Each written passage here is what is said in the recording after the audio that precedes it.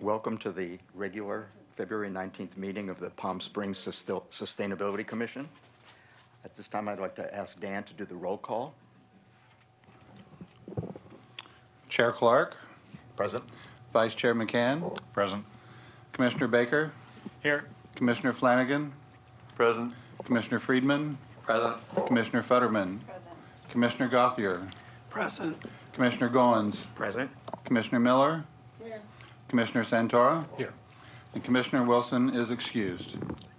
Thank you, and we have a quorum. We have a quorum. Okay.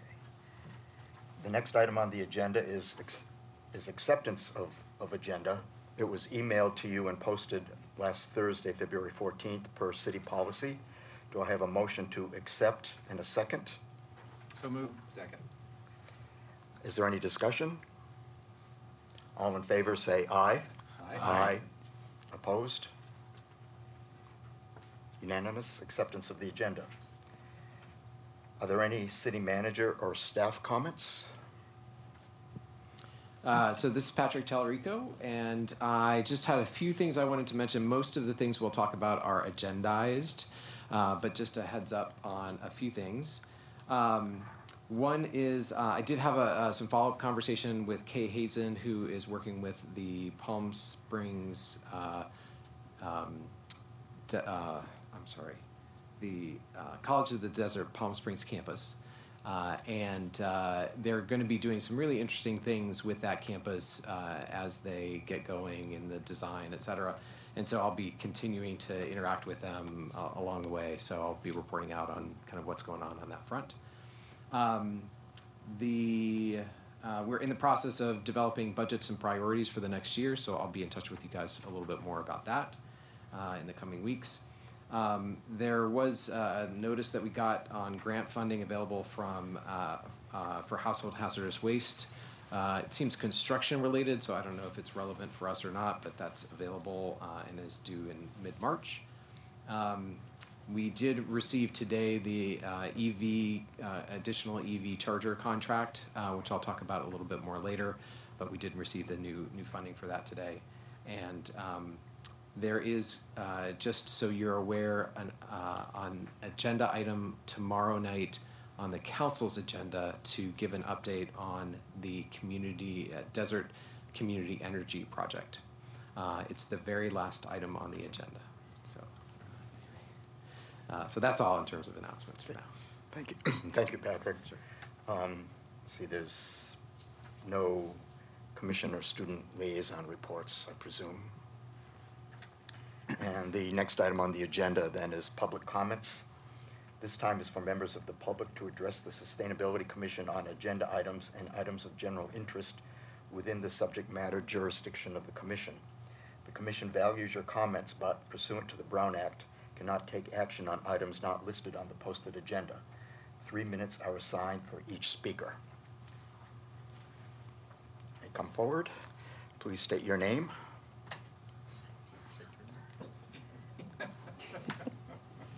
Christine Hammond.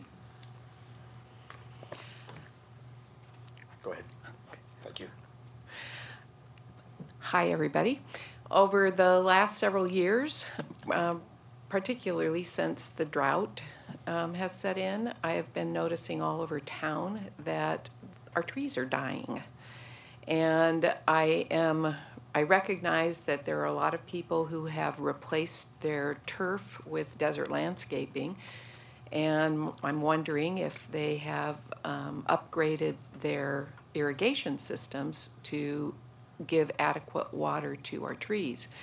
And just my drive along Farrell from City Hall home, I have noticed over the last couple of years that at least a half a dozen mature trees have died at the high school and across the street from the high school at the medical office building.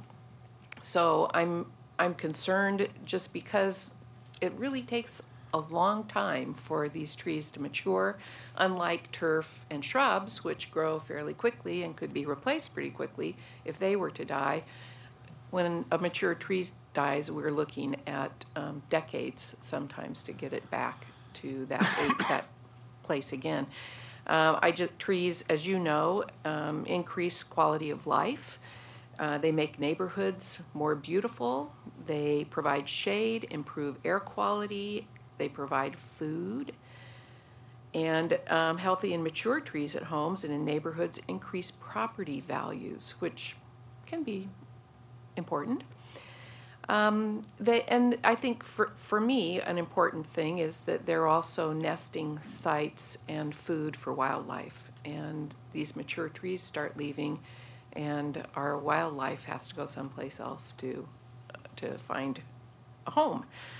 So I think one of the things that I'm wondering is if this group can look, if this fits your mission, can look at this as an information or education opportunity to teach us how to better take care of trees, how to recognize the tree when a tree is stressed, how to water trees in terms of root depth and canopy breadth.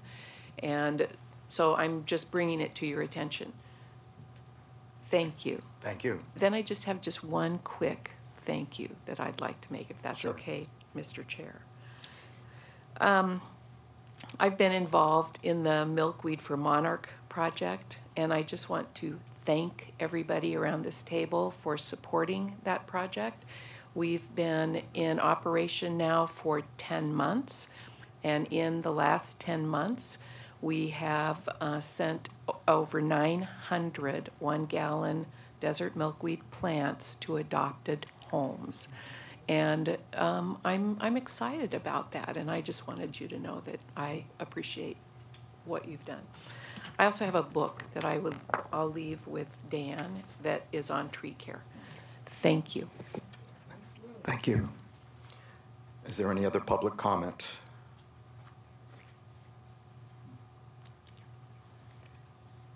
So if not, we'll move to welcome and introductions. And at this time, I'd like to extend a welcome to our new and returning commissioners. Commissioner Flanagan, Commissioner Miller, and Commissioner McCann. Commissioner McCann, now Vice Chair McCann, of course, is returning for his second term, and Commissioners Flanagan and Miller are new to our commission. Would each of you like to give a brief introduction and say a few things about your interest in the commission? Well, I can start. So everything's new. It works.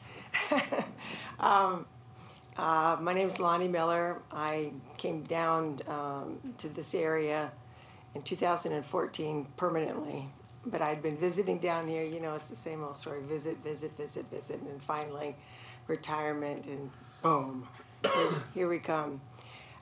In Portland, Oregon, I was an active practitioner of obstetrics and gynecology, and I did expert witness work. I still do that down here, so I'm not in active medical practice any longer. But I was also very much involved in everything that was going on over the last, up there it's been 20, 25, 30 years of recycling and decreasing waste and whatnot, with a lot of different materials. And I'm hoping to bring some of that expertise here, but it will take a refresher. Fortunately, I have family up there that I could stay with, so that's a good thing. The other thing I did up there was I was involved in the Oregon Health Plan and developing it and implementing that. And as an obstetrician, that was like, those were the diagnoses that were the highest on the list for bang for your buck. But implementation's very interesting, and I think I got a good experience on implementing. So I hope to bring that down here as well. I look forward to working with you all and getting to know you. Thank you. Thank you. Great. Hi, everyone. I'm Jim Flanagan, and thanks for accepting my nomination. And I've been here coming for 5 or 6 months, so I kind of got to know some of you. But we've had a house here our family has since the 60s, so I've been coming to Palm Springs since I was a little kid, so I've seen a lot of history. But the last 30 years, my experience has all been working in energy efficiency, renewable energy. I've done a lot of regulatory work with Public Utilities Commission. In the last 10 years, I've been a advisor to the Hawaii Public Utilities Commission and the state of Hawaii on their renewable energy goals. So hopefully I can help work with David and contribute something in your energy purview. And I look forward to working with you all and learning from you all too. So thank you. Thank you. Thank you. Vice Chair McCann, do you have any words? No, not at this time. You've all heard me before. He's our expert in recycling and waste reduction. Okay. Thank you all and welcome. The next item on the agenda is the meeting minutes. The minutes of the January 15th regular meeting were emailed and posted last Thursday, the 14th of February, per city policy. Do I have a motion to accept and a second? Second. Any discussion? All in favor say aye. Aye. Opposed? Unanimous? Okay. The next item is the recycling report. Gary. Good evening. Welcome new commissioners. I'll be brief tonight. We had a shredding event on January 12th that was very well attended and it went very well. We also had Palm Springs Disposal with us in the back of the City Hall parking lot, so that I'm sure attracted more people. Our next one is in April 20th, here at City Hall. Mostly I've been involved with AB 341 and SB 1826 enforcement. And for those that may not know, AB 341 is the mandatory commercial recycling, so that's all commercial buildings, HOAs, and multifamily units with 5 units or more. So they are required to have a recycling program. The other one is SB 1826, and that is involved with the mandatory organics recycling. And that's for mostly for the high-end resort hotels and the large producers, but it's working its way down. The important thing to note is, as of 1 January of this year, the enforcement mechanisms have dropped another level for 1826, so it includes many more people. And also, the state now has an enforcement mechanism. They use the California Air Resources Board as their enforcement arm. So they're coming down heavy on a lot of cities that may not have paid as much attention in the past as they should have. The other thing that I've been doing is I've been meeting several times with Chris Cunningham of Palm Springs Disposal and speaking with our state representative, Andrew Smith. And the thing that they keep enforcing is make sure that your programs are on order, and we're in good shape as far as that's concerned. But the point that the state wants to make is that they can inspect any city's programs at any time for any reason. They'll just show up and inspect your programs. And if they aren't up to what they feel they should be, they could impose fines. So it's imperative that we stay on top of this. I'll be happy to answer any questions. No questions for Gary? I have a question. No, go ahead. Would you mind explaining to me what your relationship is work-wise with PSDS? We just collaborate for the most part. I represent the city and I work for the city as a contract employee. And I visit the businesses and the commercial, those that are fall under these two laws is what I go out and I meet with them, I help them, I talk with them, I hand out documentation, answer questions. I don't have an official connection with Palm Springs Disposal, it's just that we work together. I see. And with Riverside, do you have any connection with Riverside? County? Yes. Nothing more than just the normal course of business that any other city employee or a contract employee would have. I don't have any contractual agreement with them either. Thank you. Commissioner Flanagan? Oh, no, I don't know. Okay. Any other questions for Gary? Thank you. Now we move on to old business. We have several items here tonight. The first several are reports from staff. So the first one is the leaf blower exchange program and informational campaign. Patrick? All right, so as you might be aware, we have launched the leaf blower exchange program officially since our last meeting. And so as a reminder, the folks on the residential side can bring their operating gas-powered blowers to Yoshi Lawn Mower Shop. and exchange that for a new electric one. There is an application form that is posted on our website that they need to fill out and attach with their receipt, and then they bring it here, and we will give them a rebate of 40% of their price up to $100. On the commercial side, that process has also started.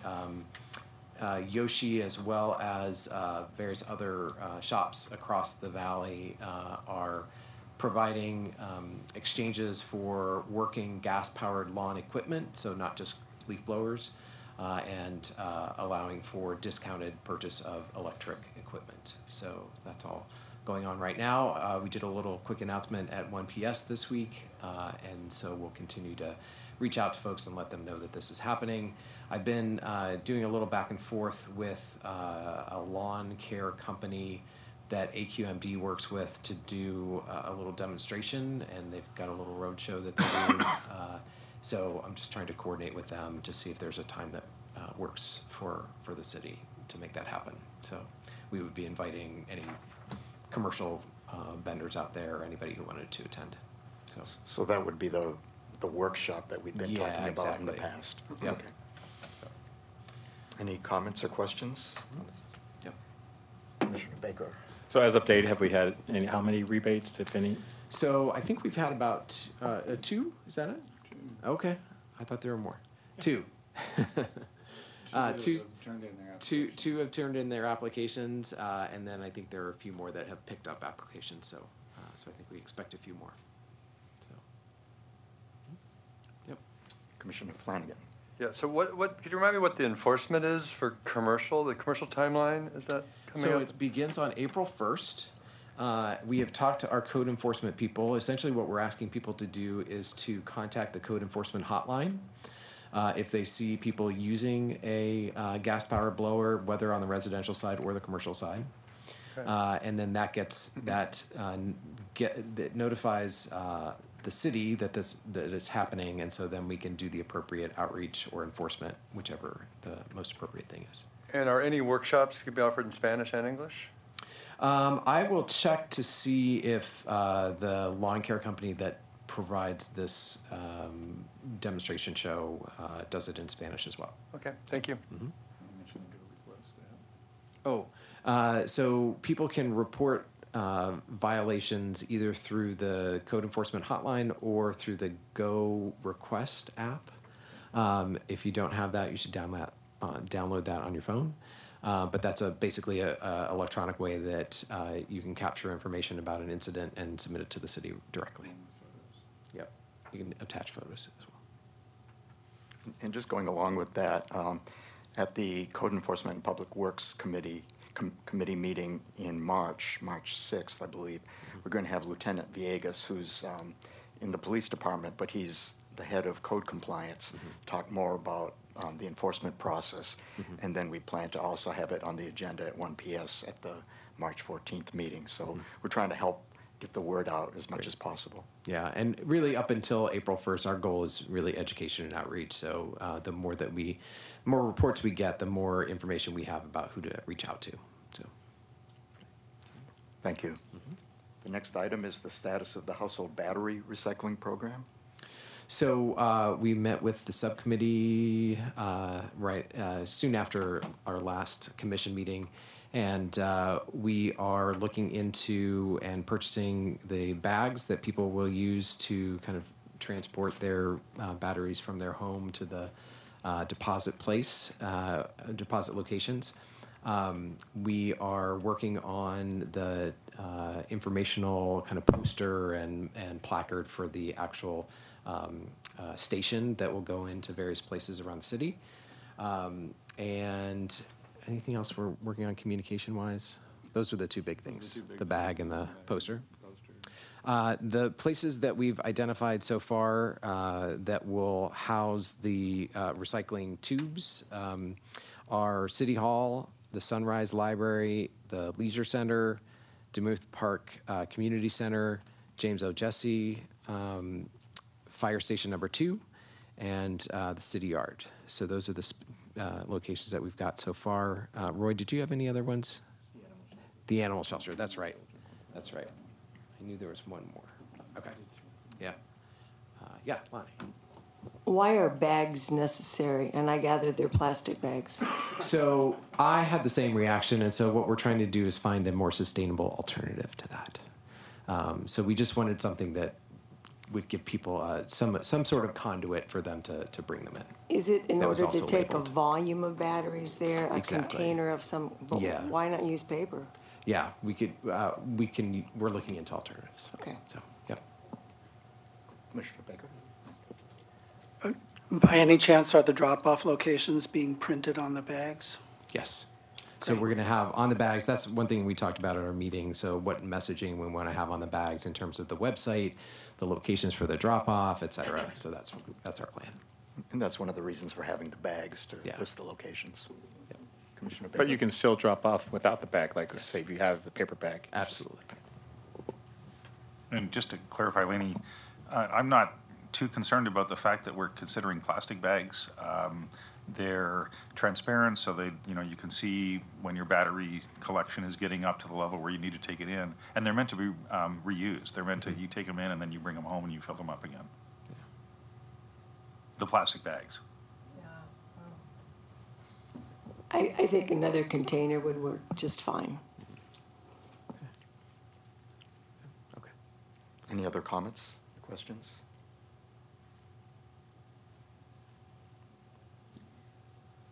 The next, Commissioner Baker. So we're going to bring that up to 1 p.m. I mean, I haven't really, apart from being here, I don't know anyone that I know that even knows this is going on. So is this going out through 1PS or is it just the city website? So we haven't really done any communication outreach about this yet. So we were really just trying to get the infrastructure in place to make sure that we've got places for people to take them to, and then the materials. So yeah, after we do that, then we'll roll it out. Thank you. The next item is the status of the recommended ban on plastic containers and straws at food service establishments. So the exactly. So I received the report from the subcommittee to recommend that we develop an ordinance on this. What I would like to do is do a little more work with the subcommittee to do a little more research on the topic, and as well as outreach, because I know that it's going to be a fairly controversial thing, and so I think we just want to make sure that we've got all our ducks in the row. We've done outreach before it actually happens, so that we can understand what people's concerns are before they launch them. So anyway, so that's still in the works, and so you can be looking for a more robust little bit of research and outreach. So. Any questions, comments? Commissioner Baker. But I've noticed a number of restaurants and bars have already switched to paper and biodegradable containers and utensils already. Right. Because it's in San Francisco and Oakland and a lot of cities in California, it's already a requirement. Right. So that's one of the things I wanted to reach out to some folks that are already doing this, to just find out what their experience has been, and just try to understand a little bit more about their cost differences and things like that. So. There's an interesting demonstration. Just go to Smart and Final and go down their list of containers. The paper ones are far less expensive than the plastic ones across the board. Any other questions or comments? Culver City rolled out a program pretty recently that was a pretty good model. Okay. Good to know.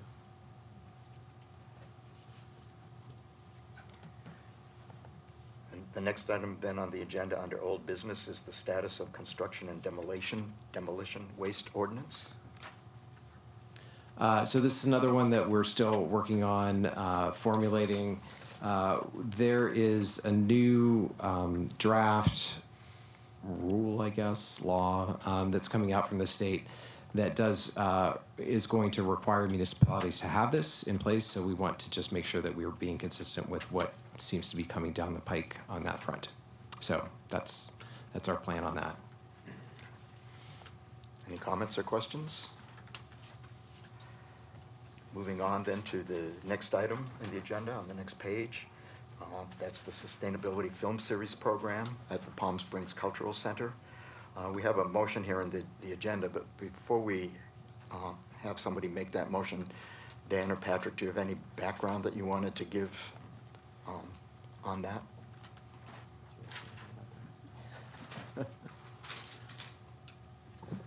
We've been asked and have brought this before the commission before a few months back. The Cultural Center has asked us to once again support their sustainable film series.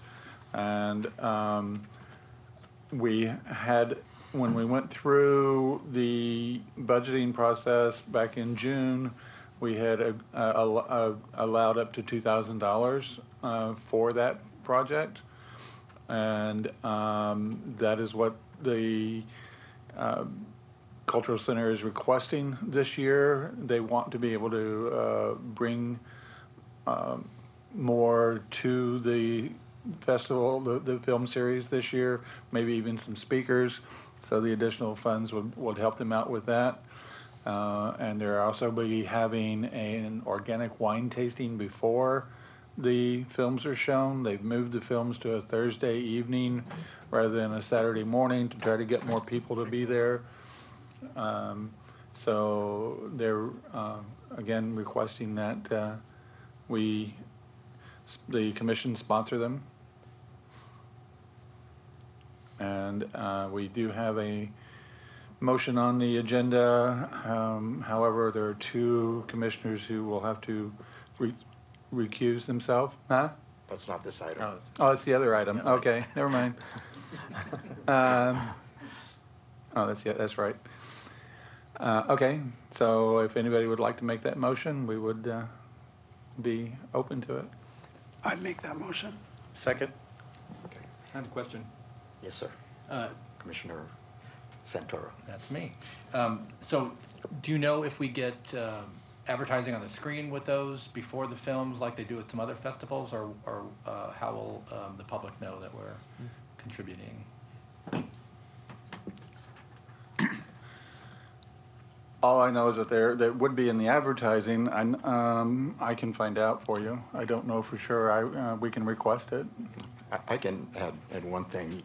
You gave us a link to the site for the Sustainability Film Series, and at the bottom of that site, they do have the City of Palm Right. Springs logo, and it states that the Office of Sustainability is a sponsor. Right. So there's some advertising there. Commissioner Miller. How about, could we have both logos, both the Office of Sustainability and the Sustainability Commission? We have two separate logos. Yes, we do. That's something you could look into. I can look into. Okay. Yeah. Commissioner Flanagan. And as a new commissioner, I just have a question about, do we have a budget for grants or total budget that I could kind of familiarize myself with? We do have a budget summary from about last June. It was like a planning level budget, but we have several different categories that includes the film series, so that is available. We can get it to you. Okay, I mean, I'm comfortable following your guys' lead, but just for future things, Sure. if I could maybe talk to Daniel and find out what your budget pots are for that going forward, it would be helpful to me. That'd be great. I'll send it to you. I have just one. If you want to look at it, I'll need it back before the end of the night, but I'll email it to you as well. Great, thank you very much. Any more discussion on the film series? So I guess we're ready for a vote. All in favor of sponsorship for this film series at a cost of $2,000, say aye. Aye. Opposed?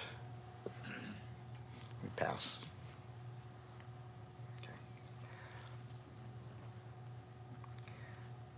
Then moving on to the next item under old business.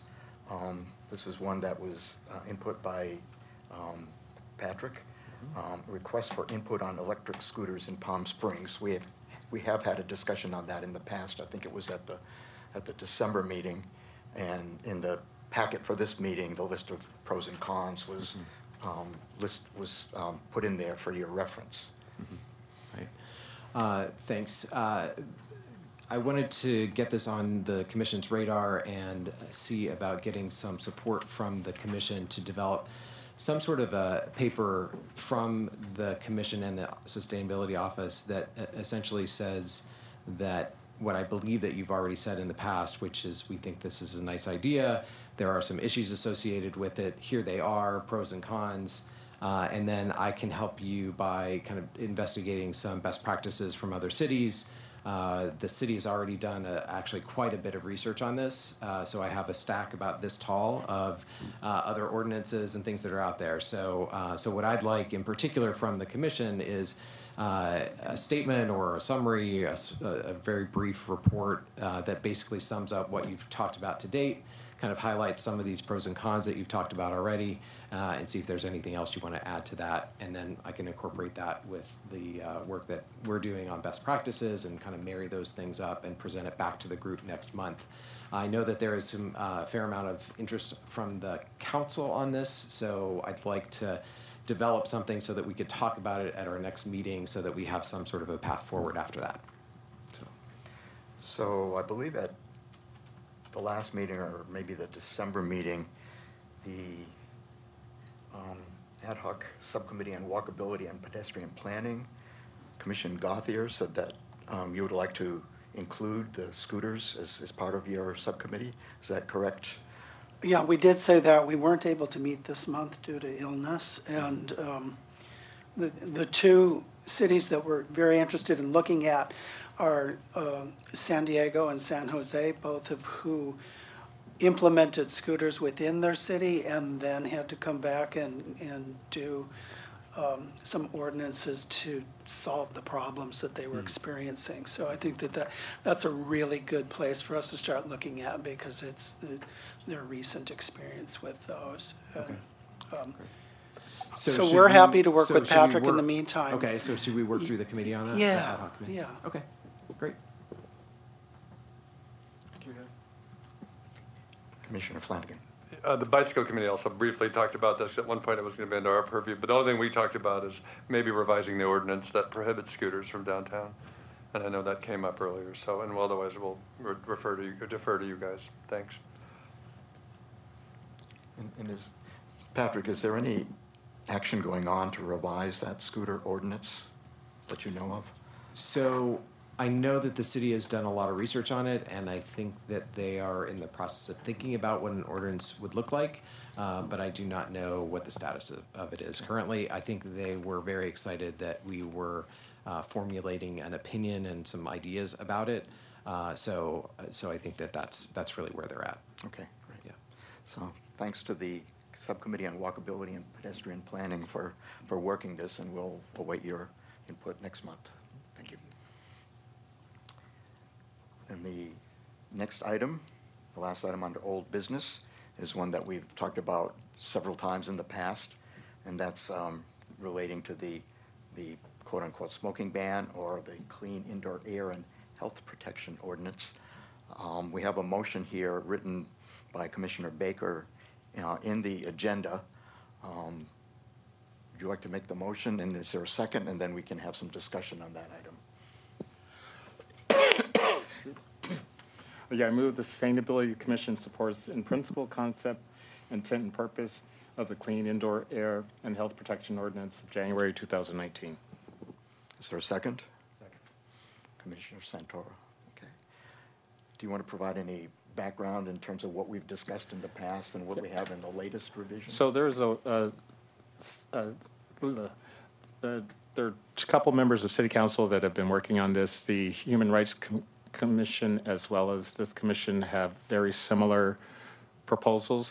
The only difference between the two basically is the one I drafted includes the use of cannabis inside an individual's residence, so long as the odor, smell does not permeate outside of the four corners of the residence. And also I switched the enforcement from a private cause of action to a nuisance, similar to what Patrick described with the little app, where you would just file a nuisance claim if you smelled smoke or saw someone smoking in one of the areas. Otherwise, the two are pretty much identical. Okay. And so the idea is the city that there's pretty much just Jeff Coors and Councilmember Coors and Mayor Pro Tem Coors and Councilmember Halstage are going to combine the two and actually create the actual resolution to present to the City Council. Is there any discussion?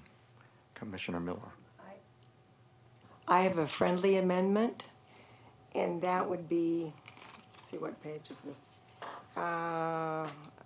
It's right above the page that has non-smoking buffer zones. I'm not sure exactly what page that is.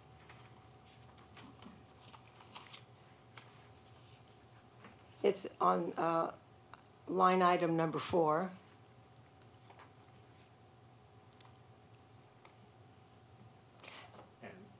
What is it? Okay, so I move that we would say exactly what's here, excepting for adding elder care. Smoking inside a detached, single-family home is not prohibited except those used as a child care or elder care or health facility, subject to licensing requirements. I would accept that amendment. Is there any other Commissioner Friedman? I unfortunately still have the same concerns I had last month. I've gone through it. I'm still not convinced that it's fully integrated into the city's existing cannabis regulations. I'm afraid that there's either some overlap or duplication. One example is that the city already has an existing definition of cannabis, so we shouldn't have two definitions of cannabis. There are a number of regulations in addition to those under Title V that are actually set out in the zoning code in terms of permitted uses, and it's not clear to me that this would not prohibit something that is authorized as permitted use. Then there's terms in the zoning code about cannabis facility lounges. And whether it's a friendly amendment, I substantively continue to support it. There's additional cleanup about definitions that get used. Is it possible for staff before this goes to city council or city attorney to actually clean it up and make sure that what we're presenting looks like we've sort of researched those issues? I think something that, if Commissioner Baker and staff could work on that and make a commitment that you will work on that before it goes out the door, that would go a long way to me supporting this substantively, because I don't have too many substantive problems. I've seen it. I believe it is based on the Sausalito ordinance, and I was the one who recommended to Commissioner Baker to look at Sausalito because I thought it was comparable in terms of being a tourist town, and Councilmember Roberts, having been from Sausalito, would perhaps be able at a council level to provide some input on that, pros and cons, but I thought it was as good an example as we were going to find as to a comparable city that has some of the same issues. So substantively, I'm comfortable, but I really would prefer if staff and Commissioner Baker could take another look at it and clean up and try and make sure that it refers to the zoning code and integrates the provisions also in Title V of the Municipal Code. Those are my main comments. Are there any other comments? Commissioner Baker. I agree with Commissioner Friedman. However, I would say this again is going to be combined with the human rights resolution, so there's still going to be changes made. This is more of a guideline than the actual legal product itself. And looking at the motion that was made, we were all very careful in working with Commissioner Baker on the wording of the motion, not saying that we're adopting this document, but that we support in principle, concept, intent, and purpose this document. So that does leave room for some minor modifications, some language change, but the important thing is that the points that are in this document we either agree or do not agree upon in our vote tonight. Is it possible to adopt the motion and send it to council with the concerns raised by Commissioner Friedman? We have it on record. I think he's made several very valid points, and do it that way so there's no confusion about what those concerns are and where we're coming from with those. And we can make it clear that we have accepted it in principle, concept, and intent with these additional concerns. I think that's what Okay, you're if you need a saying. motion, I'll do that, otherwise, that's, We have a I would motion. support it that way. Yeah, there's a motion before us. So there's no amendment needed. So I think what we've said fits within the motion, so we don't really need to reject this motion and make another one. And my guidance over there is nodding their head. Yeah, when we send it to the council, we can add the comments that Commissioner Baker, or Commissioner Friedman brought up. And Commissioner Miller. And Miller, yeah. Right. That would be fine with me. Oops, sorry. That would be fine with me as long as staff can note those concerns. I said it's, I think, the job of staff and particularly the city attorney's office to go through that to make sure there are no unintended inconsistencies and just trying to help out in my detailed review. That's appreciated. Commissioner Miller? Thank you. By accident, we were warned that there were two documents along the same lines, but they didn't have names on them or anything, and I just jumped in, and I thought that this one was your rewrite, Commissioner Baker, and it was not. This is from the Health and Human Services, but whereas I liked most of the content, it was fine, the first page really is not fine. It's inaccurate. It's filled with falsehoods that you can read their own footnotes and find what the truth is. And specifically? So I don't know where this is in the pipeline, but certainly this should not be accepted as a document of the city and I can be more specific than that if you'd like, but or later, or do you want me to? Well, if you could mention Okay. All right. the two paragraphs that you were concerned and about. This is kind of funny, actually. I was so worked up about it. It's all on the front page. Which document? That's the HRC document. Yeah, sorry. It's one that kind of looks like that. Okay. So it's on the first whereas, second bullet. I've suggested a rewrite on that, which is smoking has been linked to diseases of nearly all organs of the body. In the United States, smoking is responsible for 87% of lung cancer deaths, 32% of coronary artery deaths, and 79% of all cases of chronic obstructive pulmonary disease, and it's in their reference. And that wasn't so bad, but under the second whereas, third bullet, that has to go completely because there's no evidence whatsoever that congenital anomalies are caused by secondhand smoke. And in fact, the updated work as a result of research by the California Environmental Protection Agency clearly documents that in literature source number 6. It causes other things, and I've added this. I've made, like my edits, and I could pass that on to you. I just think it's really important to be very clear in giving out scientific information. And I just happen to be someone who would catch this. Commissioner Baker. So you're saying the footnotes that they use do not support the current facts? Yes, this sentence, this third bullet, the California Environmental Protection Agency included secondhand smoke on the Proposition 65 list of chemicals known to the state of California to cause cancer, birth defects, and other reproductive harm. These are epidemiologic studies. There's no way they can get a cause and effect result from them. They can only show risk, an increase in risk. And the only increase in risk that has been found after decades of study is in low birth weight and prematurity, which is pretty serious. And I think I've got just as strong a statement here, and it's true.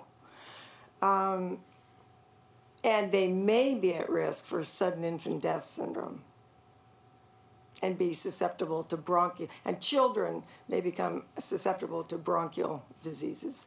So this is just my suggestion for a rewrite on this page. Other than that, I had no problems with it. Commissioner Baker.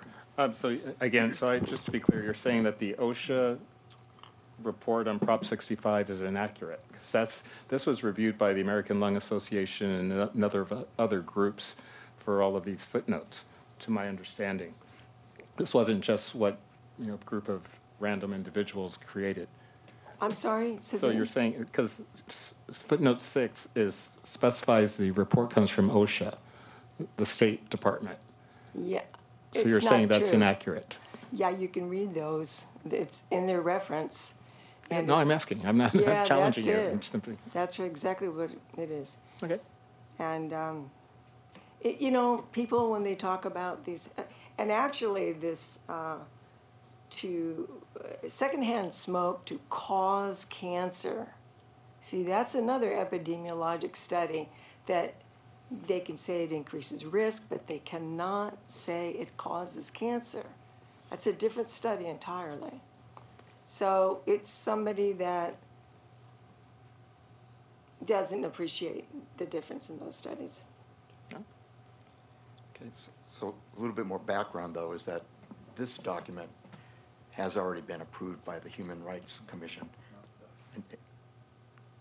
Human Rights made a similar motion. They approved, Okay. again, and purpose, principle, and concept. And you're ahead of me. I meant to get to that as well. They've approved it, but in the same way that we have in the motion for ours.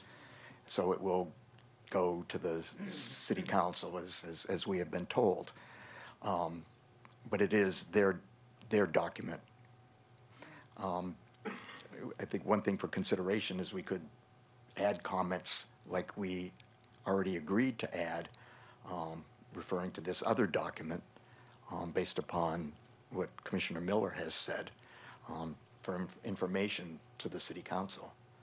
May I pass that on to Commissioner Baker, then? Is that Yes, please. appropriate? I would appreciate that. Thank you. So, is there any more discussion, Commissioner, Vice Chair McCann? There is a section here that caught my eye, which is under the smoking and smoke generally, subsection B, and I'll paraphrase it by saying that notwithstanding any other provision of this chapter, smoking marijuana for medical purposes is not prohibited by this chapter. And I started to think about that and wondered, perhaps in this safety code section of some California document, this would answer my question. But it's basically, that sounds to me like legacy language. If you go to a marijuana dispensary store today, virtually half the products or more are all being marketed as health-related benefits. So how do we enforce, or how do we determine whether somebody is using marijuana products for medical purposes or not? And I mean, is there something about a doctor's prescription that enters into this? I'm just curious about. Well, since state law changed a year ago, you can either purchase medical marijuana or recreational marijuana. The distinction is really only in the taxes that you pay and the amount that you can purchase per visit. Once you've walked outside of the store, there's no way to distinguish if you have a medical prescription and I don't, and we both have the same substance, the same amount. There's no way to distinguish the two. I don't know if that answers your question. I think actually it deepens my concern about this. This is saying that smoking marijuana for medical purposes is not prohibited, but anyone, I would imagine, if they were accosted on this, could come back and say, I'm smoking it for medical purposes. And then the whole concept of having this, having any restrictions on marijuana smoking at all becomes a little bit strange. Well, that burden shifts to the enforcement. That's the same as someone drinking a beer. You don't know if they're 21 or they're 20 years old and 10 months old. Just you see an individual drinking a beer. So the average person on the street, it's not their responsibility to enforce the code that's written at state level. Okay, I'm not offering any amendments or anything, so. Okay, thank you. Any more discussion? I would like to understand, so if this is passed, there is room for amendments, even, Well, where it stands right now, per our discussion, is that we have a motion to vote on it in principle, concept, intent, and purpose, and we've added a few comments, basically as amendments to clarify. And that's what would be sent to the city council if we do pass the motion. Does that answer your question? And to summarize, the amendments are two from Commissioner Friedman, is that right? Yeah, basically conforming to the existing cities and state, but largely cities, existing rules in both the municipal code and the zoning code on marijuana, including definition of marijuana, and cleaning up some of the definitions. The ones at least that I identified are tobacco vending machine and vendor assisted that are in the definition section, and a word search did not turn them up further along. I think that's because there was a substantial tobacco retail section in that ordinance, which is, as Commissioner Baker's already done, taken out because the city just recently adopted the county's tobacco retail permitting rules. So they're superfluous and they're just sort of hanging on in the text with no place to go. And then the comments from Commissioner Miller regarding the whereas statements in the HRC document. So are we ready to take a vote? Call the question. Okay. So all in favor, say aye. Aye. Aye. Aye. Opposed? 3? Can I abstain? Abstain. I haven't followed this last couple Okay. months, so. Okay. So we have, 3 opposed, 5, 6 in favor, and 1 abstain. We have 10 people. We have 10 people here. So we do to be clear, shall we raise our hands? Raise your hand if you're in favor.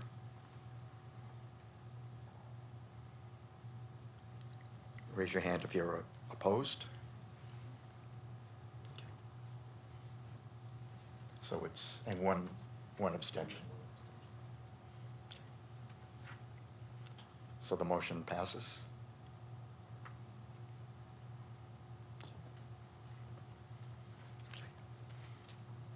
Thank you all, and thank you, Commissioner Baker. This has been something that has gone over several months, and we've had a lot of good discussion. Now moving on to new business. The first item is, I believe, from Patrick on electric vehicle charging strategy. Right. So as I briefly mentioned at the beginning, we did receive some additional funding to expand our EV charging infrastructure. We got about $60,000 from the state, and we have a matching commitment of $20,000. So we have some money to expand our current network. We also are contemplating switching to a fee-based system, as well as potentially adding some more stations through other funding sources. So a lot going on in the EV charging arena. And what we'd like to do at the city is to develop an EV charging strategy to figure out how to implement those additional funds, and also kind of figure out what's happening with the network now and how we could do it to enhance services throughout the city. So anyway, so that what we'd like to do is develop this strategy with some input from the commission on things like locations of additional chargers, input on fee structures and things like that. So again, I would request that the commission figure out who among you or which committee this falls into, and I can work with that group to kind of develop that strategy moving forward. Commissioner Flanagan. Yeah, I think David and I are probably both on this boat, but I worked with the state of Hawaii on their grid EV charging program. And Hawaii is where California hopes to be one day, and we've done a lot with ChargePoint, and we've worked on grid reliability as well as support. So, and the third-party vendors that are providing services. So I'd be happy to work with Yeah, you can guys. we take this on as green building solar? Because I think, unless it gets an ad hoc, it probably the standing fits best with us. Okay. And we, I guess, we're lacking things to do, but it would be a nice project. And I've been following it quite some time because it is related to all of the things, other things that we're doing. So particularly with Commissioner Flanagan joining the team, I hope. And you have an electric vehicle. Yes. I would love for us to take this on. Okay. And we already have a meeting scheduled for March 5th, so we can put that already, we can add that when I send the agenda to Daniel. We can add that as an initial discussion. Okay, sounds great. The only other thing I would note on this topic is that we received notice from the state that we had about $21,000 in funding that we did not use in our last round of EV charging efforts. And they requested that if we wanted to use that money, we request an extension. So I submitted that request for an extension today. And that will go towards the installation of a level 3 charger here at City Hall. So anyway, so that's other good bit of news. Okay, great. Commissioner Santoro. Do you have an update on what's going on with the Tesla stations that we talked about several months ago? Those are the ones for the downtown parking garage? The underground. As I understand it, they are moving forward and they're assessing the infrastructure situation. So I know that they're still going full steam ahead with those. And I think our intent was to have some city-based chargers kind of in that same vicinity. So, yeah. Great. Do we have an existing map of where the existing charging stations are? We do. So one of the things that we'll do as part of this effort is kind of map out where the existing charging stations are, look at whether or not we want to expand those locations, and then look at other city-owned property to see if there are other places we could expand to as well. It's on the city website. Okay, EV charging, sustainability. Okay. I don't have one, so. So thank you to the Solar and Green Building Committee for taking this on, and for Commissioner Flanagan for joining in on that. Okay. The next item under new business is the 1PS annual picnic, which is on March 23rd, 2019. And this is the one that I and Commissioner Friedman will recuse ourselves from, because I'm on the board of 1PS, and Commissioner Friedman is a co-chairperson of one of the 1PS standing committees. So we will not participate in the discussion of the vote. I will ask Vice Chair McCann to lead the discussion, and we do have a written motion in here. Dan, you may want to make some comments before discussion starts. Do you want to, or should I? All right, you can correct me. It's fine. So this suggestion came up at a previous meeting, I believe, to sponsor the 1PS picnic at a rate of $500. If you're familiar with the 1PS picnic registration form, there's various sponsorship levels. And the sponsorship goes up to offset the free meals that are provided to community members. So in the past, I don't believe we have, as a commission, registered as a sponsor. We just simply check the city box and go for free. So this would be a little bit different than we have done in the past. But that's, I think, all I know about the topic at the moment. Anything I forgot?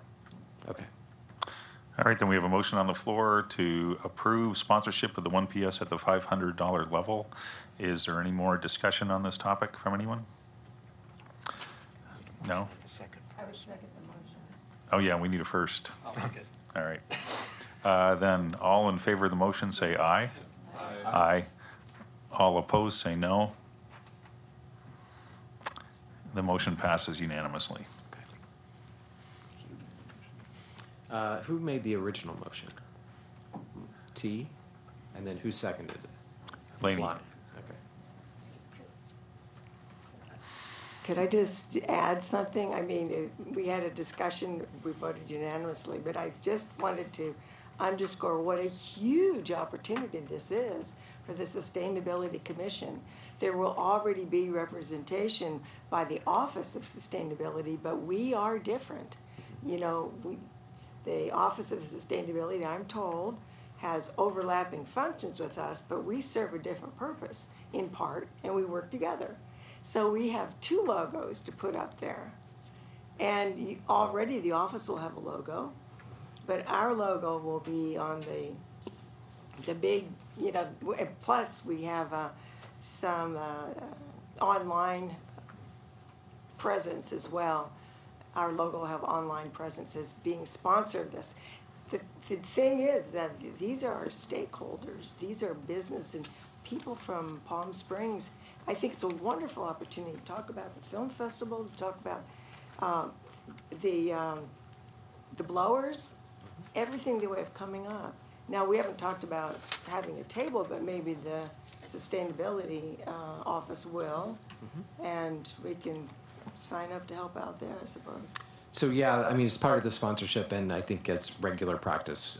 This Office of Sustainability has had a table at these events. And we were actually talking about how to create some new messaging for the table and for outside of the table, and to get some feedback from the public during this event, because I think you're right. I think this one in particular is a really good one to get some community input and feedback, as well as to get the word out on various programs. So maybe we'll have the battery recycling information ready for that as well. So that would be a great rollout opportunity for us. And Dan will be looking for volunteers to staff the table. Yes, exactly. You're reading my mind. It's fun. Moving on then to item 3 under new business. This is the wind energy conversion systems ordinance. There's a motion here by Commissioner Friedman. Would you like to make that motion? And is there a second? Okay, if I can make for the motion, for the record, the motion that's printed in the agenda. For the record, to make the motion that's in the printed agenda. The Sustainability Commission approves the draft amendments to the Wind Energy Conversion System Ordinance to facilitate the repowering of wind energy conversion systems to take account of energy efficiencies, and recommends that the city forward the draft ordinance to the Club Planning Commission for adoption. Is there a second? Second. Commissioner Baker. Brief introduction.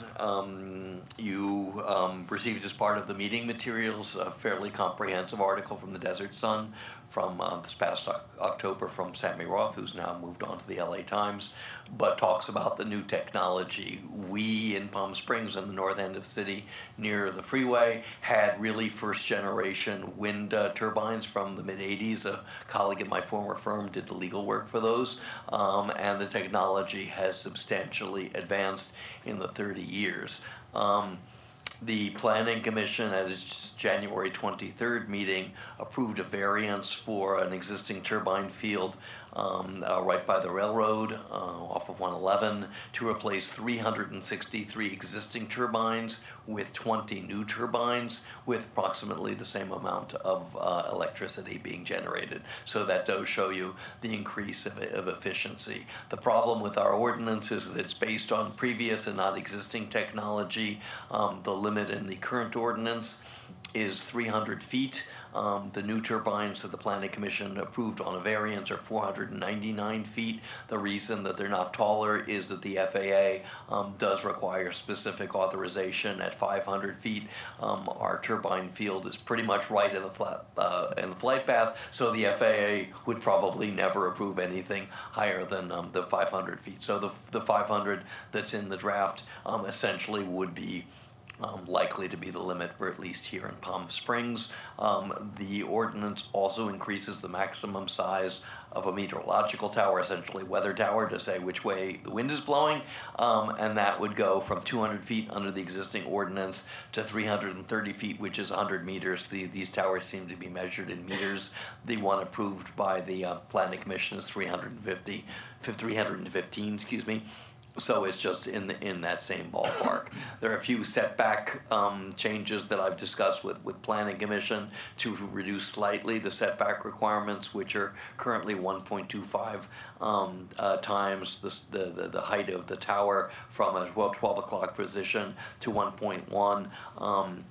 This is also consistent with both the variance and also best practice that I checked. A number of ordinances, both in California and other states, seem to be moved to 1.1. And then there was a small conforming change that I discussed with the planning staff, where the zoning code and the general plan didn't exactly seem eye to eye, so I just fixed that.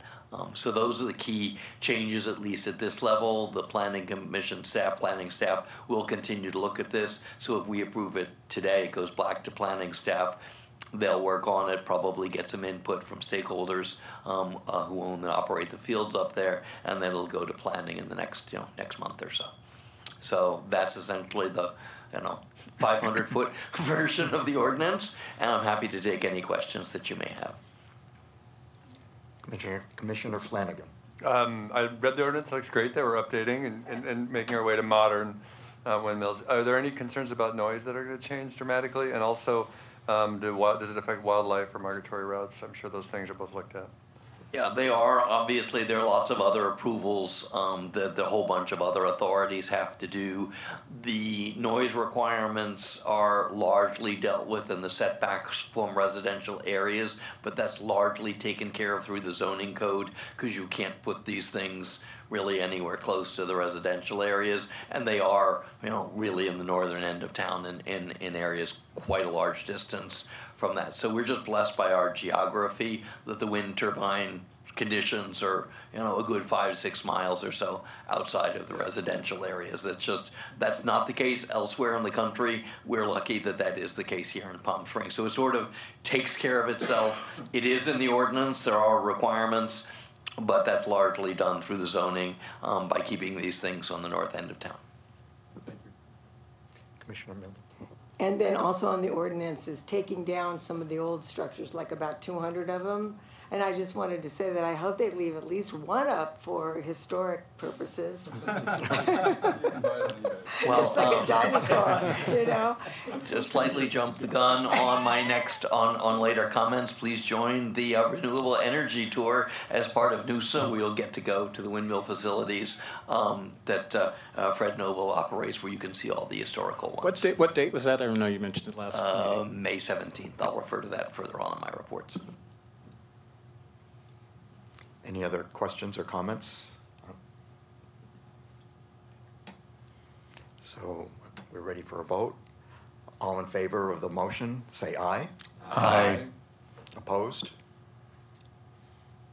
Unanimous. Thank you very much. Thank you, Commissioners. Okay. Now we're moving on to committee and commissioner reports. So don't sit down yet, Commissioner Friedman. I took on a cough drop there. Okay, there's a lot that we've been going on, so please forgive me. So I go through things. First, we had discussed in previous meetings possibility of the Energy Code Coach program. We are hoping that some funding would be available via a program that CVAG administers with funding from SCE and SoCalGas. They are winding down that program, so it looks like we'll not be able to go that route. Staff Daniel and Patrick, along with Katie Barrows of CVAG, are looking at some of the free alternatives. Staff from, certainly from Palm Springs, and I think some of the other cities that Katie is in touch with on behalf of CVAG, remain interested in doing some training. So it may not be this specific training module, good but rather expensive, but there are other training that we can look into, so we'll continue with that, have a further discussion at our March 5th committee meeting. So that's it on that one.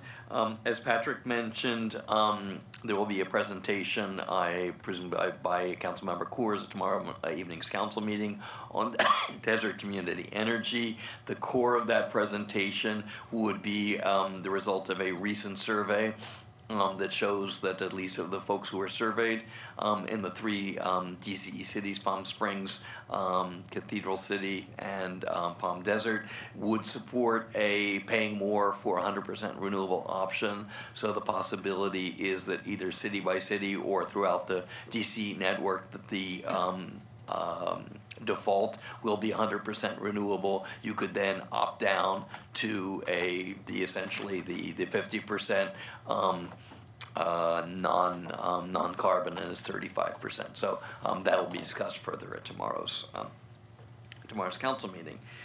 The next big topic is yet another ordinance. I've been working with Planning Director Flanagan and his staff on the solar zoning ordinance, and once again, the background is this is a result of our discussions with the National League of Cities and some technical input that they provided following our receiving the gold designation as a Solar Smart City last year. So they suggested, as part of our work with them, that we update our zoning rules to facilitate solar, and particular in light of the pending effectiveness as of January 1, 2020 of the Energy Code, which, as you may recall, will require solar for all new residential construction. So that's state law, and that goes into effect. So the key sort of points, and this is just an introduction, we'll have a discussion, full discussion at next month's meeting and a vote then, is that it basically says it's best practice for solar zoning. It provides that solar energy systems are permitted in all zoning districts except environmental sensitive areas as an accessory use. They establishes height, visibility, and setback and lot line orientation requirements, and protects solar access. So these are all essentially best practices issues that we've looked at, and once again with strong input from planning staff. So I'm happy to sort of take any questions that you have. It's not a discussion item, but you have any questions at this point, I'll happy to take them. I won't, and then we'll look at it. It'll go back to our committee meeting on the 5th of March and then back to the commission. So if you have any questions now, I'll note them, or you can provide them to Patrick and Daniel, and if by, I think, a deadline of, February 25th, should give me time to sort of turn them around for our March 5th meeting and get the document posted for that. So that's it for any questions if anyone has. And we do have that document that Dan sent to us. Yes. That's the current draft, subject to questions, and we'll take it back up again in March, and then full commission meeting on next March. Okay. Any questions for Commissioner Friedman? Well, I know that our subcommittee is going to deal with this item at our next meeting in March, but we're here now. I think it's good to just talk about these things in front of the full commission if we can, and I had 3 items that I wanted to discuss. The first one is that the ordinance as written suggests that solar shouldn't be shaded by large trees, which to me seems backwards. Trees reduce demand in homes, so I would suggest that rather than saying that large trees cannot shade solar, unless they shade homes or reduce, if the tree is far enough away so that it doesn't reduce demand in a home or create shade for a pedestrian area or something like that, then I think it's okay to have it not shade solar. But otherwise, I would prefer that we reduce demand over increasing supply, so that we give efficiency more importance than generation, if that makes sense. My second comment is, I know that there are other ordinances that suggest that the lot line should be within a certain percentage of one of the cardinal directions, but I actually think that house orientation is more important than lot orientation in terms of direct sunlight entering into a house. So I'm not sure that the lot line item is necessarily helpful for us. As a designer, you can orient a house in a way that would increase direct solar into a house, even if your lot line is at a specific orientation. And my third comment is the ordinance as written right now suggests that you can only build an oversized, quote unquote, oversized system if you are available to, if you can tap into a net metering program. I actually think that that would discourage solar being added to homes. And in fact, you should be able to build an oversized system if you have the capacity to handle that additional supply. So, you know, battery packs, you know, other kinds of resilience techniques that a community might want to have should all be encouraged. So I would suggest that instead of just saying, I don't know if that I have a suggestion for better wording, but I don't think that we should be limiting people to building solar projects that are quote unquote bigger than they need to be. So those were my 3 comments. Thank you. Any other comments or questions? Yeah, I can just quickly add, the rules around hooking up to net metering are really specific from the utility. So they pretty much tell you exactly what you can hook up.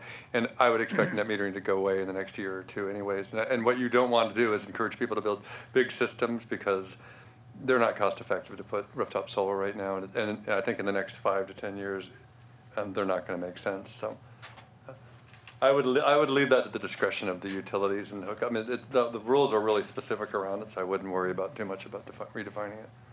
I guess from my perspective, residential solar is really the purview of the owner. And I don't know that, for me, it seems like the purpose of having solar on top of your home is to increase things like neighborhood resilience and the ability to control your own demand and supply.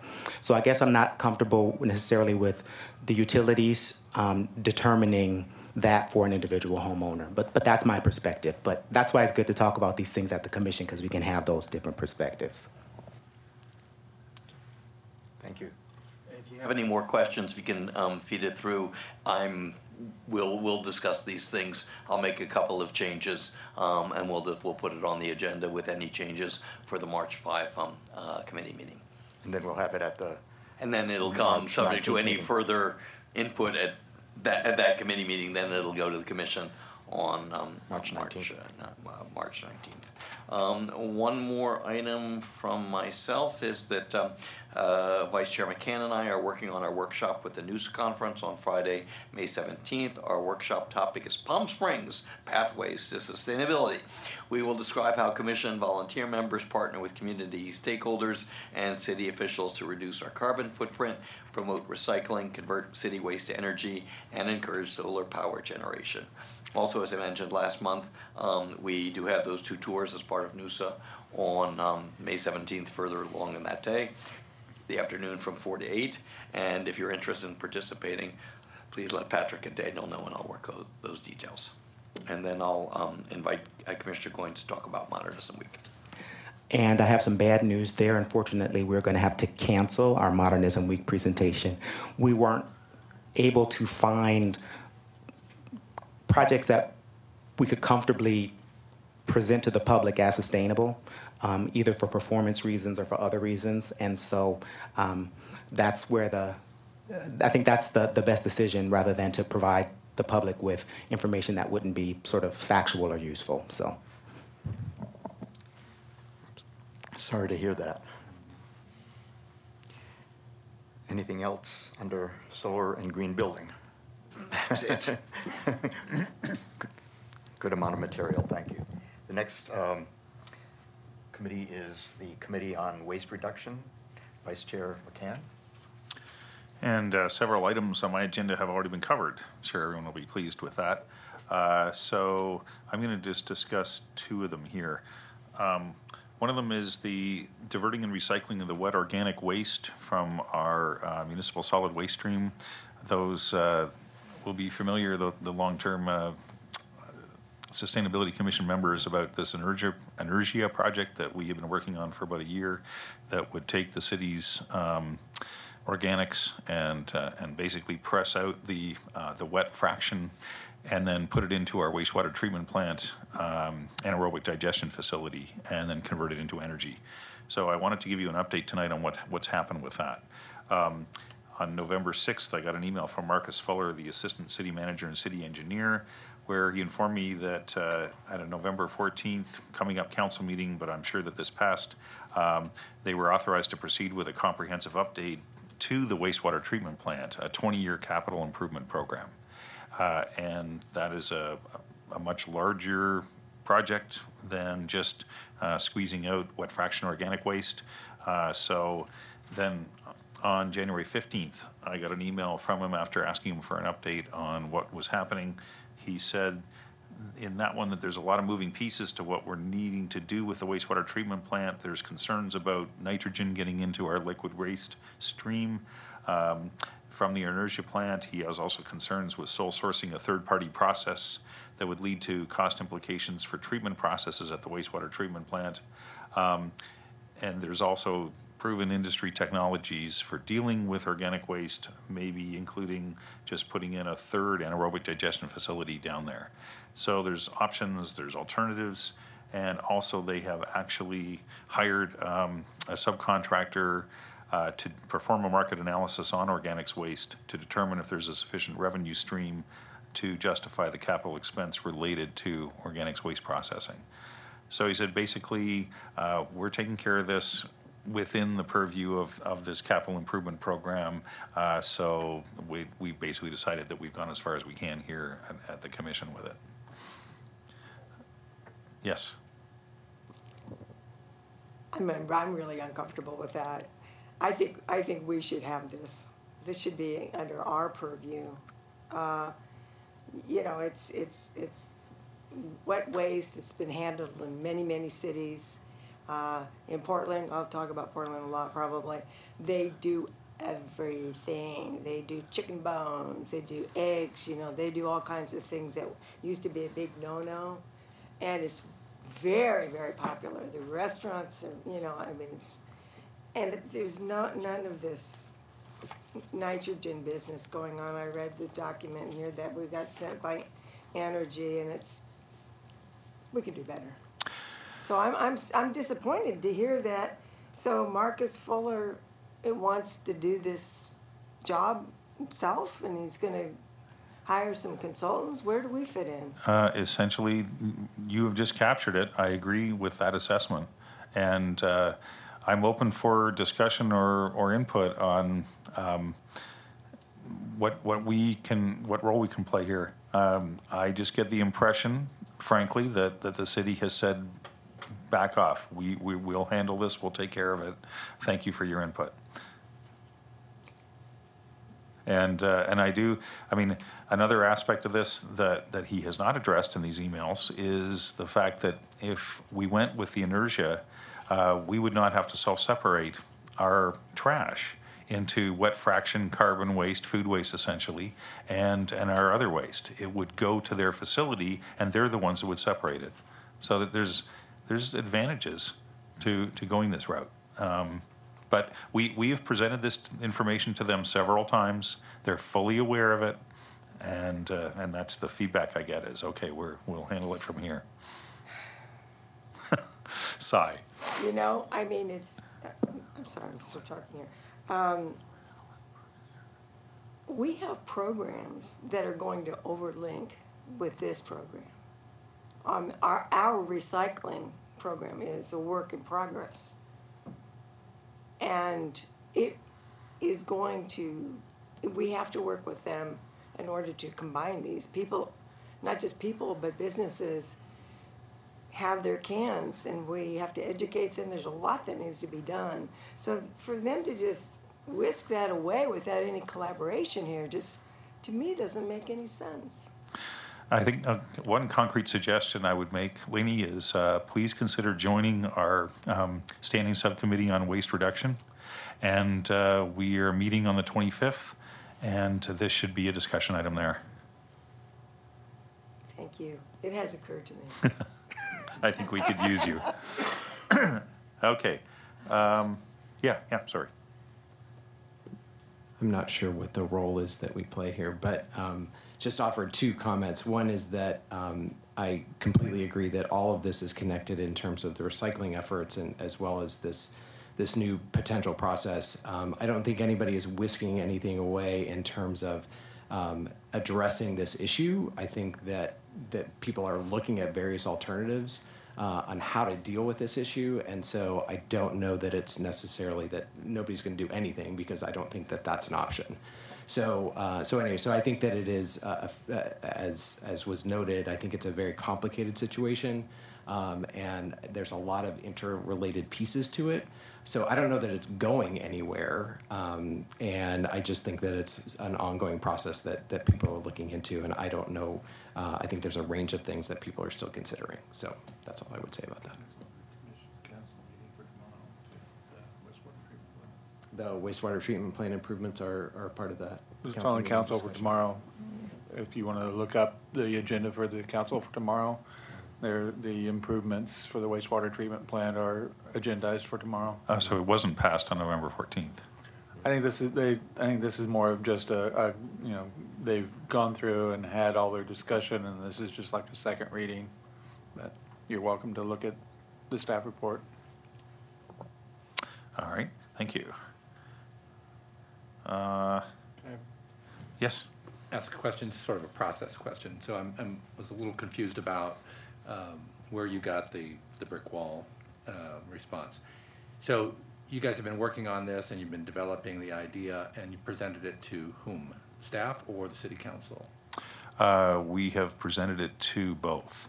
Both city council members, Holstage and Coors, we sent them a report on this and the proposal from Energia. So to get specific about the brick wall, the next step that we were considering was Energia would like to have been given money, basically about $70,000, somewhere around there, to work up their proposal for this facility into a more detailed engineering assessment. How much would it cost? What would they, a whole bunch of different things. It would have been up to city council and David Reedy, the city manager, to approve a grant of that size. And that's where it stopped, because what they've done instead is they've hired this other management team to do an assessment of some sort of organics processing here in the city. And I don't have any more specific details on it because I'm not involved in it. Okay, so then the follow-up would be the agenda item that's on the council docket for tomorrow. Should that pass, does that preclude this project from moving forward? Will that be the end of it, or will you still have an opportunity to bring this forward as a recommendation, as a better alternative, if you will, if that's your subcommittee's recommendation? Well, we've already brought forward this possibility of going forward with Energia, with that particular company, to get this more detailed engineering analysis done. And the stakeholders, and Marcus Fuller is a major one, have given me this feedback to say we've hired another consulting firm to do the analysis. So, I mean, he hasn't told me in as many words, but essentially what he's saying is, no, there will be no money given to Energia to develop this project any further. Now, to revisit that issue, I'm reluctant to do it because, I mean, we've been pushing this for a year now. Roy, do you have any? Commissioner Goins has a comment. Yeah. Well, I guess one thing I heard is that there is going to be an assessment, which is a good thing. So, hopefully they'll come up with some solutions that will work for the city. So in terms of what we can do as a commission, I want to offer a couple of thoughts. And one is that that we can request that Energia be one of the options that's considered in the report. We can send a motion or some kind of statement to council to suggest that. I also would think that we'd want to review that report when it came out, or your subcommittee especially would want to review that report. So it feels like there are opportunities to still be involved, I guess. Yes, and okay, I like especially the second one. I can certainly send another request to Marcus Fuller to basically keep us involved in this project rather than just putting us aside and sending us the reports and the recommendations and what they find. And I think we can ask Patrick as the sustainability manager to stay plugged in. I expect he will, and keep us informed. Yeah. I think it's been a kind of a timing issue. Quite honestly, I think there is an interest in engaging me in that process. But again, we just had an initial conversation about it when I first started, and so I think that I will be getting more engaged in both that effort as well as all the waste management related nuances that are going on. So, yeah. All right, I have one more item, which is the design and placement of waste containers in public areas of the city. So I'm preparing a report, and I hope to get it done within the next couple of days, to give to the city on best practices for waste container design and placement in public areas. You'll probably aware that there was almost a purchase decision made back in the fall for the downtown areas, and we were able to pull that off of the agenda. So I think everybody's just waiting now to get this report and some guidance from us.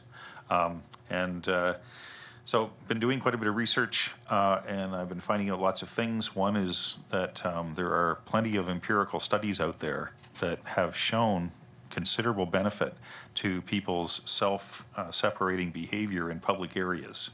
If you do good signage on if you color code, if you have all these features, people will do a better job of putting recyclables into recycle bins and trash into trash bins, which benefits everybody.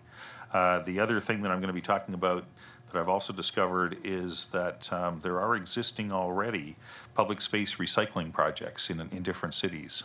Tuscaloosa has done one for a park area near their downtown, and the city of Des Moines has done it throughout their downtown area. What they've already done is they've taken recycle containers and trash containers, and they've paired them up into waste disposal stations, and then placed them strategically in these areas. And the results I'm finding are very, very good, with nice reductions again in contamination of both containers, lots of recycled material being picked up, and some money savings as well. So look for this. I'm going to try to get it done in the next couple of days and get it out to everybody. And then hopefully that can, in the short term, make a difference in the decisions of City Council on what types of containers to purchase, both in the parks and in our downtown areas. And also, I'm hoping that it could serve as the basis for the city developing a more comprehensive set of requirements and guidelines for not just those areas, but all public areas, and even private areas like office buildings and bus stops. And I could go on and on and on. If we could get a consistent set of guidelines for the container design and placement, I think we'd be doing very well. So I presume you'll have the report for the committee meeting next week? Yeah, absolutely, it'll be there for the committee meeting next week. Yes, that's a good deadline for me. Great, thank you. Anything else? That's it. Okay. The next committee is the Ad Hoc Committee on Walkability and Pedestrian Planning. Who's reporting on that tonight? Commissioner Gauthier? Well, as I mentioned earlier, we were unable to meet this month due to illness, Right, so okay. there's no report. Okay, thanks. And the Ad Hoc Subcommittee on Film Festival Programs, Commissioners Friedman and Gauthier. We're really excited about the film next week on the 28th, and hoping you all can join us there representing the commission. Okay. I hope you all are able to attend. There is a recommended donation of $10 per person for that event, and you can register for it and get your ticket online at the Palm Springs Cultural Center. Thank you. And our logo is on there. The next is the Ad Hoc Subcommittee on Bicycle Routes and Cycling, Commissioner Flanagan. I put together a subcommittee report. It didn't go out with the package, unfortunately, but we did send paper copies out just a minute ago. So we had a meeting, or I had a meeting with Don Ueno, the city staff engineer. We discussed 3 or 4 items, and I shared that via email with the committee, and they put together some responses. So I have a couple of resolutions on the back sheet of this that I think we'll put forward next month, since this kind of came out late. But I'll briefly go over what happened. And I asked Don if he was about that traffic light at the curve. We had recommended that there be a stop sign, and I think the best analogy I heard was it's sort of like whack-a-mole. If you're coming off of Bellardo and you're just trying to hope that no cars are coming there. I see lots of bike traffic for people that are, rent bikes at Ace Hotel and stuff like that, trying to make it across. He thinks it's a reasonable idea to make sure that when they redesign that intersection, that when that light turns red, that the right-hand light onto South Palm is also red. So I'm going to recommend that we put forth a resolution that assures that. The bid has already been selected. They've already put somebody in there, so I want to make sure we get something from them that assures that happens.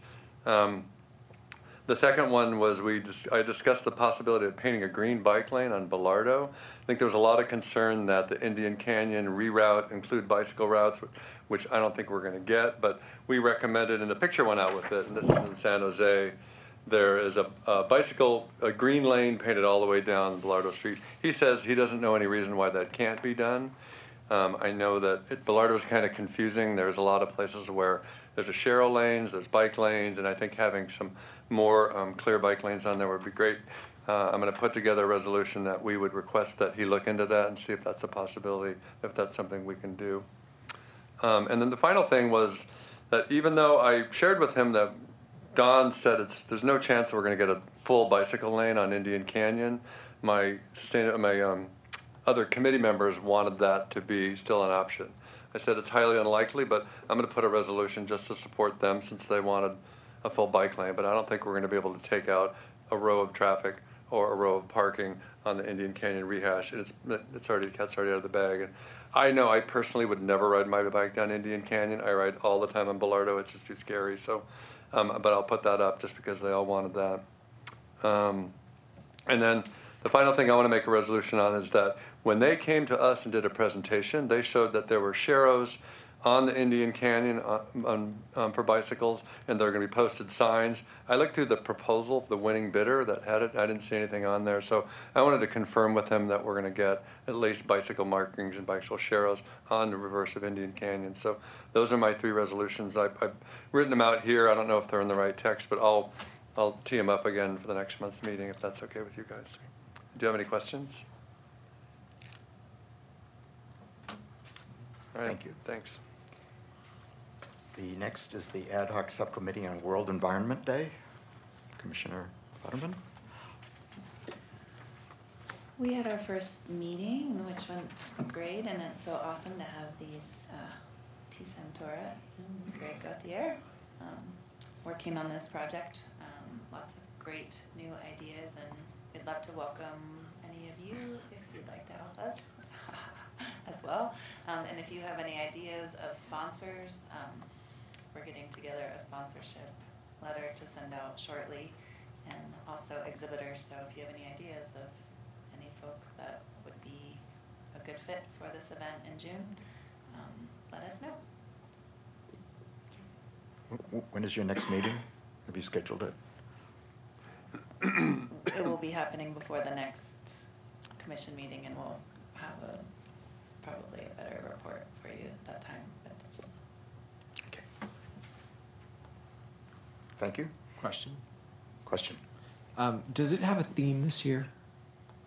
Like the global one? they usually don't come out with it until pretty shortly before the event, so we'll keep you posted. Any other questions? Sorry, one more thing. Yes. One of the things that we had talked a little bit about on the mayor's Monarch pledge is we might want to use that as a venue to do a little bit of an announcement there. And I think that we'll have plenty of other things to share or announce or communicate at that event too. So, yeah. Okay. Thank you. Wellness, Commissioner Baker had to leave, but I think we dealt with the big wellness issue previously in the meeting. Water, Commissioner Friedman. Thank you, Chair Clark. A few reporting items from this morning's TWA meeting. First is, well, it's been raining a lot, so people are using less water. DWA and its customers achieved a 19.4% reduction in potable water production in January compared with the same month in 2013. Cumulative savings over the last 12-month period is 14.6%, and the cumulative savings beginning in June of 2016, when DWA put its 10 to 13% target in place, is 16.5%. So obviously with the rain, we're using less water, and let's continue that. DWA, like Palm Springs, is moving to district elections beginning of this November, and they were just holding a second public hearing on that, as required by state law, in Desert Hot Springs this evening. And the final point is DWA is holding a facilities tour on February 27th. I believe the times are 10 a.m. and 1 p.m. for our two new commissioners, Flanagan and Miller. If you're interested in attending the tour, DWA might be able to find spots for you if some of the board members don't go. It's sold out, but they reserved spots for the board members who probably won't go just because they've been on the tour. So if either of the two of them, or you are interested, January 27th, I believe 10 and 1, to go on a DWA facilities, February 27th, sorry, February 27th. If we're already signed up for the Water Academy, we're already on the tour? If you're signed up for the Water Academy, then you're getting that then. Okay. Well, maybe. Okay. Daniel, you want to follow up with Ashley and let her know then? So I think there are slots of either the February 27th either, which is a, forget what day, Wednesday. Yeah, Wednesday. It would be a week from tomorrow, and 10 a.m. and 1 p.m. and you can coordinate with Daniel on that, and probably they'll be able to find you a slot. Very interesting tour. And that's it for water. Question? Yeah, quick question.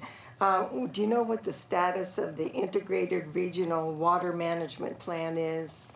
It's supposed to be completed in early 2019. I was following that last year, but since there wasn't too much progress, thank you for that. I will look into that. It's obviously, I believe the city is one of the plan participants, along with both the cities and the water agencies. There's I think it's a JPA that's managing that, and we'll look further into that. I'll do some research and get back to you on that. I just was reading this here. Yeah. So, yeah. All right. Kind of fleshes it out. Oops, Yeah. sorry. Obviously, there are issues that you probably all read in various social media about storm drainage, and that may come up, as council works on that, although that's to a large degree the county's responsibility on drainage issues.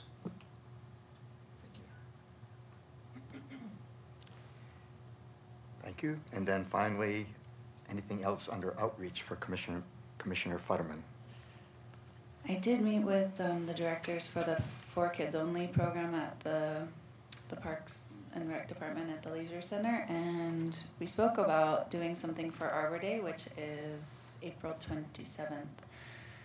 And it would be, I'd like to put on the agenda for next month to discuss if we could sponsor some seedlings and some plantings, and possibly make that a community event, or maybe just for the kids.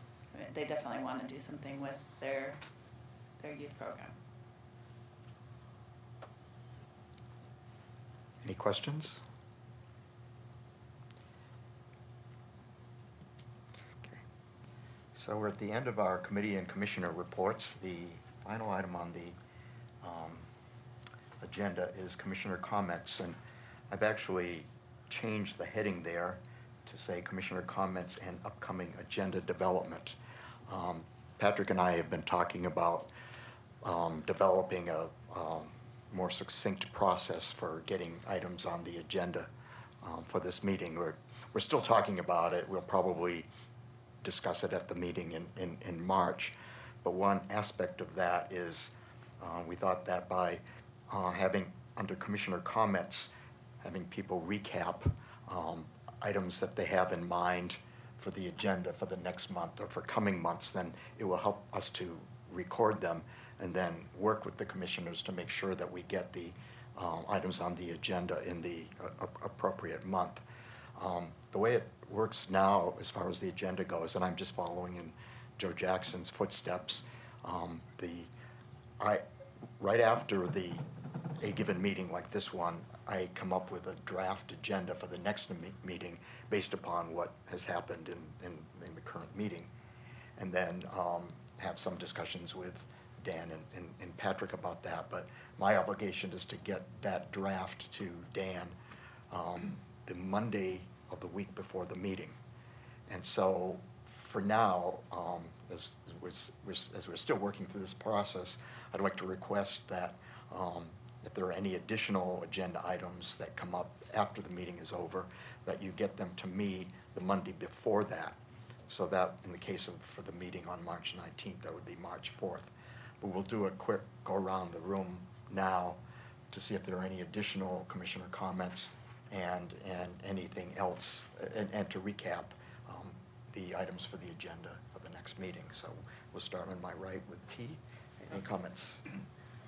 Yeah, thank you. So I do want to report that I had a really good meeting that Chairman Clark put together with Patrick and the city attorney as well as deputy city manager about this very issue of agendizing items. I know I made some comments at our last meeting about, or questions rather, about how things get taken on or off rather, or put on the agenda without our discussion about those items.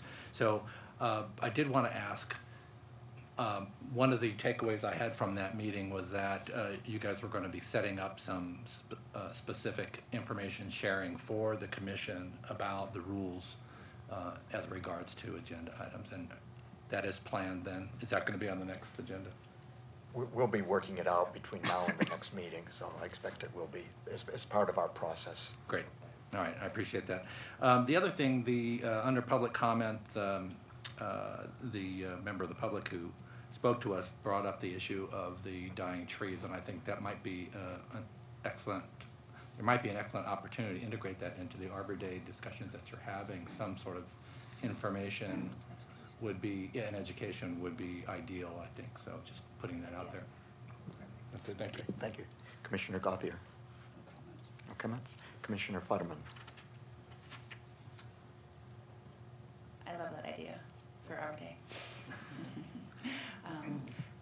And I would also like to get on the agenda for next month a discussion about the Salton Sea. Our former Commissioner Spry, she didn't make it to say comments earlier, but it would. But she, you know, if we could have a discussion at the meeting. Okay, we'll make a note of that, and we'll be in contact with you regarding the specifics of that. Perfect. Okay. Commissioner Miller. Commissioner Friedman. Just to recap the points, the solar zoning ordinance for March, we'll hopefully get some work together on the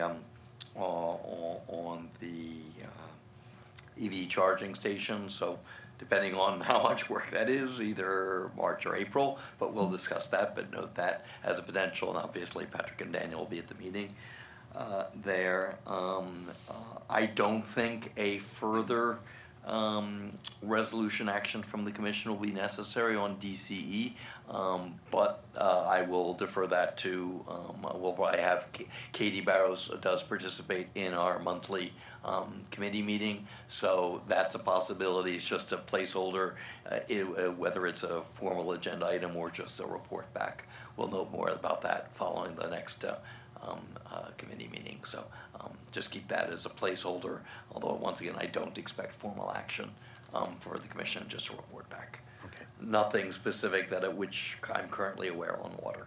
Okay. Thank you. Commissioner Flanagan. Yeah, I kind of have a quick thing that I met this weekend with Jane Garrison, who made a presentation to you guys from the Save Oswego Canyon. That's a group I'm active in, and we both expressed concern about the threatened bighorn sheep, and both of us agreed some simple signage would really help. And so she just says here that she met with Christy Holstitch this morning, and they talked about it as well. And she and I had been talking about some simple signs that we could put up that might bring to people's attention that when your dogs are there, it brings, and domesticated animals introduce viruses and that threaten the sheep, and some simple signs would help out. So we're gonna, if it's okay, we're gonna put some of those together and just recommend it. I don't know how it would work, but I think it's a pretty simple recommendation, so I'd like to do that if possible next month. Potential for March. Yeah. Thank you. Commissioner Goins. So I had a question for Patrick. You mentioned that there's going to be priority setting activities coming up soon. In the past, I think we did that in September or October, and it was a special session of the commission. I'm just wondering if you had any thoughts about how that's going to take place this time? I do not yet. And do you know when? So I just had some initial conversations internally about what I was seeing and what I was hearing, and so wanted to get their input, especially about council interest and that kind of thing. Mm-hmm. So I think that we're pretty well aligned. So I'm not exactly sure what the next step is with that, but I'll find out and we'll roll that out soon. And Commissioner Goins and I were the subcommittee. Okay. On the budget the last couple of years, Right. and Commissioner Friedman participated last year, so Yeah. I can give you some history as well Okay. as to what we did. Great. But that probably won't be a March item is what I'm guessing. I'm guessing not. Okay. Yeah.